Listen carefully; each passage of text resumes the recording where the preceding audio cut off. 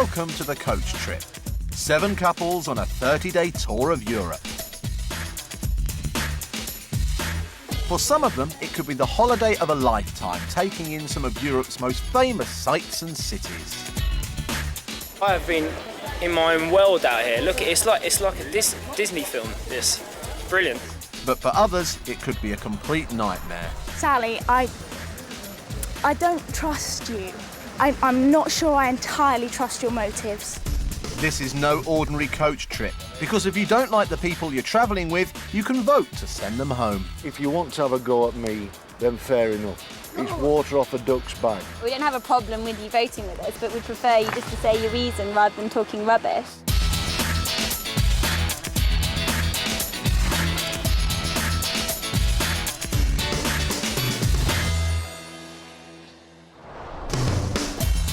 Currently travelling on the coach are Marion and Phil. Well, you made it look ever so easy and, oh, come on here. I thought, I might give that a try. I like trying anything first time.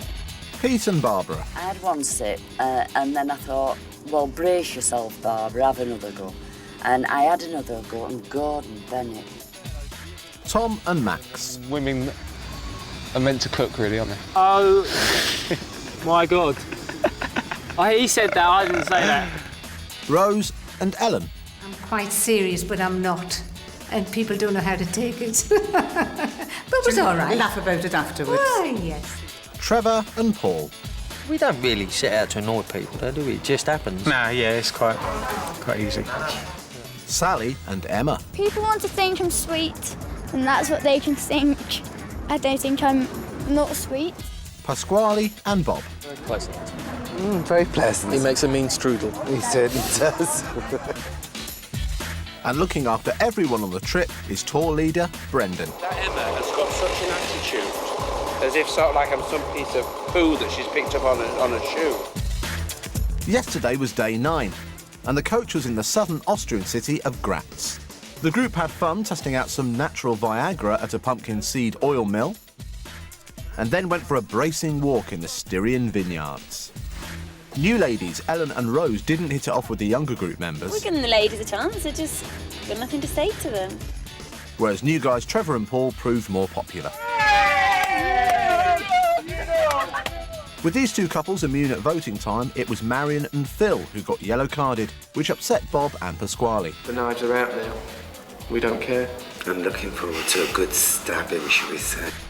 How will everyone get on today on the coach trip? TikTok time's running out. It's the start of a new day, and the coach is leaving Graz. Before Brendan reveals where the coach is heading next, the group have devised a sweepstake where each person must try and guess the next destination. Trevor, where do you think we're going today? Ljubjana. Ljubjana. Ellen, where do you think we're going today? Just a moment, I think I wrote it down. Bob. Ljubjana. Ljubjana. And Phil. Ljubjana. Ljubjana. Barbara. Vikspram. Vesprum. Vesprum. Argenfarten. Argenfarten. Well, ladies and gentlemen, the result is that we've got a 3-way tie. Ljubjanka. We're about 15-20 minutes away from the centre of Ljubljana. Obviously, it's the capital of Slovenia.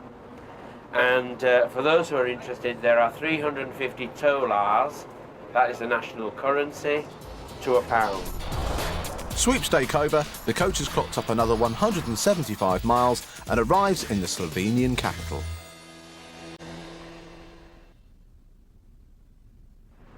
The group arrive in Ljubljana at about 11:30, so before lunch there's time to take a walk through the city with a local guide. Legend has it that the city was founded by Jason and his Argonauts, who slew the Ljubljana dragon, now a famous emblem of the city. The most prominent site in the city is the castle on the hill, which has been fortified since about the 12th century AD. The city is divided by the river Ljubjanica, on one side of which is the old town, and the other side has more modern 19th and 20th century buildings. One of the most famous sites are the 3 bridges, which link its 2 parts. We are standing in one quite interesting place in the city. almost in the city center, right on the third of those three bridges here, which are also called the Triple Bridge. So right now, we'll enter the old city center, that means the district of the town square, to see the town hall and, let's say, the most important Baroque buildings of the city. So please, follow me. Thanks, Martin. Tour guide Martin is keen to point out particular aspects of the city's buildings. What you can see here is one of the best late 18th century Baroque architectures called the Ray House. So really, what you can see here, all the ornaments, the cast iron balcony, and things like that, really typically 18th century Baroque. But new boys Trevor and Paul are simply impressed that there are any buildings at all. It's just really, really nice out there. Really enjoy. A lot different. I expected more bullet holes everywhere. Actually, and a few bomb craters to fall down. I didn't realise they'd done so much since the splits and the wars and bits and bobs. But no, it's very nice actually. Within the old town, there is a labyrinth of quaint, narrow streets with cafes, churches, and museums. These open out at a variety of famous squares. Right now, we are standing in the oldest square of this city, called simply the Old Square. The fountain, which you can see here in the front, is the Hercules fountain. And again, the shape of the square may be triangular. Again, Trevor and Paul give their own architectural review. I thought it was also very strange that there's three squares there. One was triangle, one was almost circular, wasn't it? And one was like a little narrow path. Yeah, it was more play school. So I don't understand why Look through the square. Look through the square circle. But hairdresser Pasquale has been paying more attention to other aspects of the city's style. I thought it was going to be quite a poverty-ridden country, but it actually reminded me of my visit to the side streets of Rome. You know, cobbled streets, trendy little shops. I thought the Eastern European women were very, very attractive. Some great haircuts.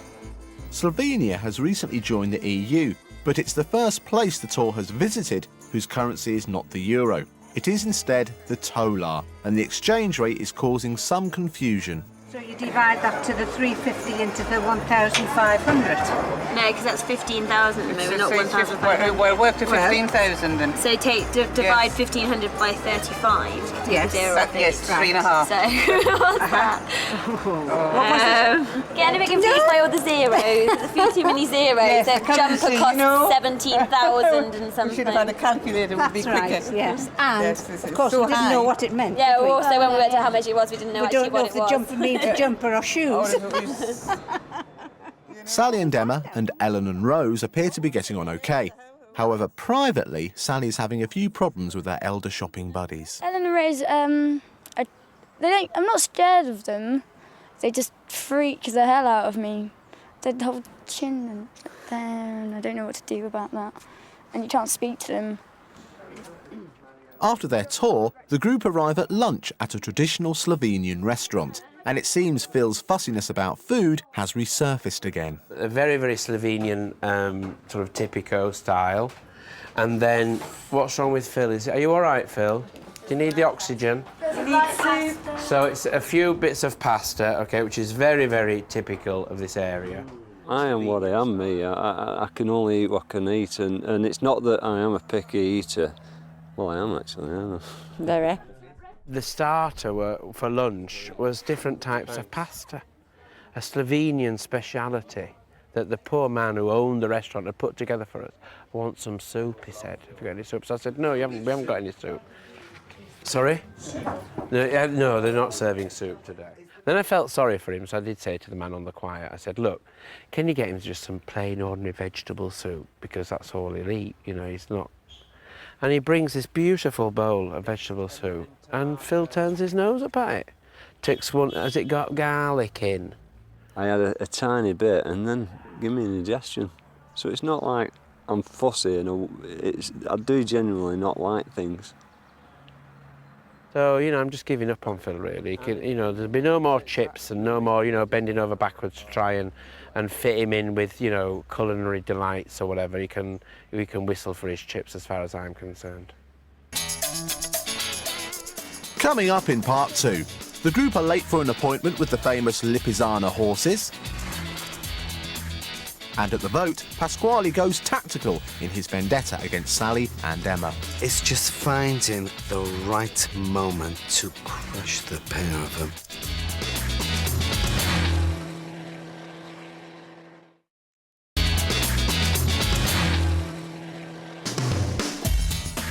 Today, the coach has crossed the border from Austria into Slovenia and has pulled into the capital, Ljubjana.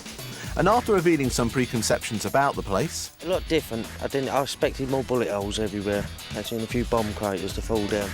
The tourists have taken a tour of the city, tackled the economy... So you divide that to the 350 into the 1,500? No, because that's 15,000 at the moment, not 1,500. We'll work to 15,000 then. but not tackled the food. I had a tiny bit and then give me indigestion. So it's not like I'm fussy and I do genuinely not like things. The coach is now heading south of Ljubjana to the Lipica stud farm, where the famous Lipizzaner horses will perform in a dressage show. But the tour is running late, and if they don't get into the arena before the door closes, then it will have been a wasted journey.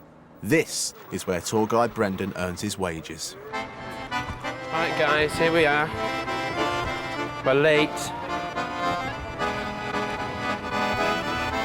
Right, okay, come on, seriously. We're supposed to be picking a guide up, but I don't know where she is. I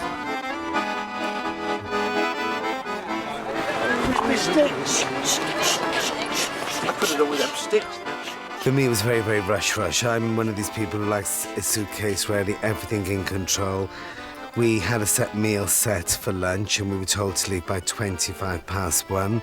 I've never eaten meat so quickly, run to the coach. What was that? What for God's sake was that? Had to rush to the coach, and then when we got here, we were late. Is it started yet? Come on, guys, hurry up!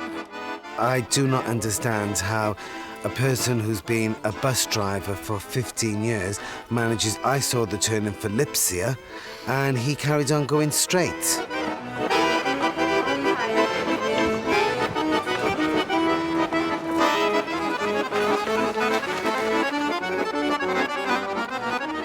Although a little out of breath, they make it just in time. The Lipizzaner horses are arguably the world's most famous breed. They are born dark in colour and usually lighten to a bright white coat. They were originally trained to perform movements designed for warfare, but today they perform these routines to entertain tourists.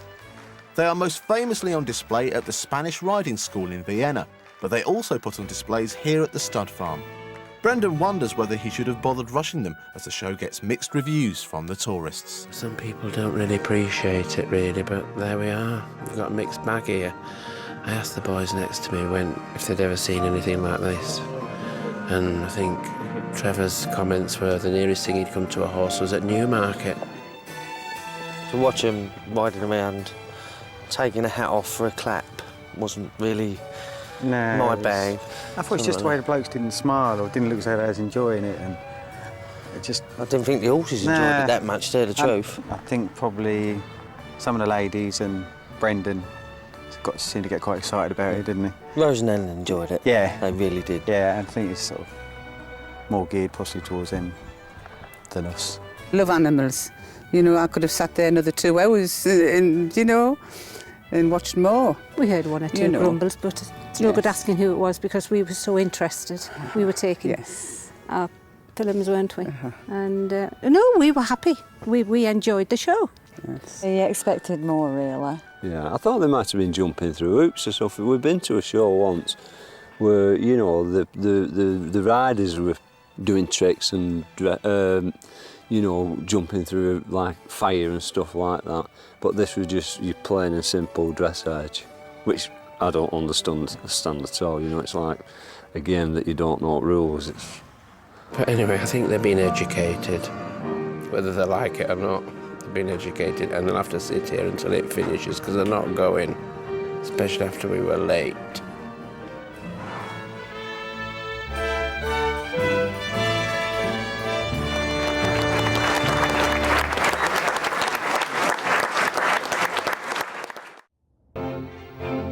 After the show, it's time for the group to take a look around the famous stud farm.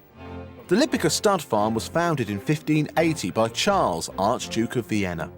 The farm has bred some of the world's most famous Lipizzaner horses over the last 400 years and was the property of the Vienna court until 1918. But unfortunately, just when the coach trippers needed an inspirational guide, This one seems to erase any enthusiasm our passengers had left. He was sending me to sleep and I thought there was someone messing about. I didn't realise it was a fly that landed on my head. I mean, that fella would send anyone off. It was boring. No other word for it, boring. The tour was absolutely awful and boring. Dullest thing in the world. And they smelt and it was pretty dull. It was quite difficult to ask questions. It was difficult, and I think everybody just turned off at the finish because we couldn't tell what he was actually talking about. And I think the Canadians at the front had turned off as well because they could hear what he was talking about. I think that was the problem. So to relieve their boredom, they decide to make their own entertainment, and Brendan's not amused. Our group have just shown no interest whatsoever. I mean, they're just, they're just following each other around, lighting fags up, throwing conkers at each other, let's face it. I mean, that's how interested they are. And the poor guide is really worried. And she came up to me, when I was in the stable, obviously listening to the other guide, talking about these wonderful stallions that they've got. And she comes up to me and says, "What is wrong with your group? Are they so tired?" And I said, "What do you mean?" And I looked, and not one member of our group was in the stables with me. They were all sat outside, fagging away, all in a row, just talking among themselves. The activities I'd like to be a bit more involved with and actually do stuff, and today I thought it was a bit more like a little family day out to see the ponies. Who am I leading? What sort of people are they? That they don't have the decency to just follow a tour till it finishes. I'm just quite ashamed, really. Quite ashamed. And I mean, fair enough, I've worked abroad with foreign people, and they do say, as a race, sometimes we do show each other up, and we do, and they've definitely made me feel quite ashamed today. So, with a less than impressed Brendan herding them along, the group make their way to the coach, where it's time to vote. On Coach Trip, the passengers' holiday will continue for as long as they remain popular with the other travellers. Because on this trip, at the end of every day, each pair vote privately for who they want off the coach. Whoever gets the most votes is awarded a yellow card. If they are given a second yellow card during the trip, they are sent home to be replaced by a new pair. Brendan gathers the group together to hear the results. Good evening, everyone. Here we are in Ljubjana, Slovenia, and it's time for another vote. The couple who gets most votes this evening will receive a yellow card. May I remind the group that Phil and Marion already have a yellow card, and if they get another one this evening, it will mean they get a red card and they will be leaving the trip. We're going to be voting for Rose and Ellen. I think Rose has done a lot of travelling, and she used to spend like 3-5 months a year abroad, and we think people deserve it more than that. It's really nothing personal at all. Okay. 24 hours ago, we were joined by Trevor and Paul. And Ellen and Rose. And we feel we would like them to enjoy the experience that Robert and I have experienced on the couple of days we've been on the show. So unfortunately, we have decided this evening to vote for Peter and Barbara. Although they've become close friends, I thought I was quite taken back by their decision to vote for us yesterday, but we were privileged to receive their vote. Despite their continued animosity towards Emma and Sally, Pasquale and Bob have their reasons for not voting for them yet. I want to give the new ones another go. Sally, I need to catch her when I get the vibe that everyone is disliking her. It's just finding the right moment to crush the pair of them. Tonight, Phil and I have decided to vote for Trevor and Paul. The only reason being is we've not really bonded with you. They've not particularly made a big effort with us, but to be perfectly honest, we've not made a big effort to them. But again, as I've said in the past, we kind of think, or we've kind of got it in our minds, it's up to the new people to make the effort. Tonight we're voting still for Sally and Emma because Sally still has her ups and downs. I like you both very much, but unfortunately that's what we've agreed upon. We don't like the way she's going on, and it's Sally that she's just not happy. She's ready to go home. We think she's ready to go home. She's just not with it. Tonight is A bit of a cop-out, really. We both decided that there's no one here we don't really want to spend another day with. There's no one here we don't dislike, there's no one we don't get on with, so we sort of narrowed it down with whoever's been here the longest. But obviously we've already voted for Babs, so we're not going to vote for them again. You two are on yellow cards, we didn't think it's fair we voted for you. So toss it in the boys and the girls, and everyone said how much they love Tom, so he's not going to get a vote tonight, so we've gone for the boys. So it's a cop-out and a safe vote, but... That's the only reason, no offence, guys, and that is it. Tonight we are voting for Helen and Rose.